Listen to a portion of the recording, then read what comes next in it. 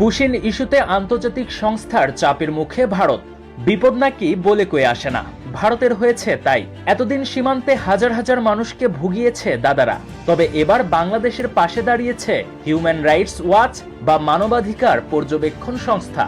ভারতকে সতর্ক করে একটি প্রতিবেদন প্রকাশ করেছে সংস্থাটি। হিউম্যান রাইটস ওয়াচ অভিযোগ করেছে, ভারতের কর্তৃপক্ষ পশ্চিমবঙ্গের অনেক মুসলিম বাঙালিকে যথাযথ আইনি প্রক্রিয়া ছাড়াই বাংলাদেশে ঠেলে দিচ্ছে। সংস্থাটির মতে এটি মৌলিক অধিকার লঙ্ঘন। শিশুদের সীমান্তে আটকে রাখাও জাতিসংঘের শিশু অধিকার সনদের পরিপন্থী। যথাযথ প্রক্রিয়া না মানায় অনেক মানুষ সীমান্তে আটকা পড়েছে বলেও তারা জানিয়েছে। HRW এশিয়া অঞ্চলের উপপরিচালক মীনাক্ষী গাঙ্গুলি বলেছেন, পরিবারগুলোকে জোর করে বাংলাদেশে ঠেলে পাঠানো হচ্ছে বা সীমান্তে আটকে রাখা হচ্ছে। তিনি অবৈধ পুশিন বন্ধ, আইনি সুরক্ষা নিশ্চিত এবং নাগরিকত্ব যাচাই ও দুই দেশের সমন্বয়ের আহ্বান জানান। এই সতর্কতা না মানলে বিদেশি চাপ আসতে যাচ্ছে ভারতের ওপর।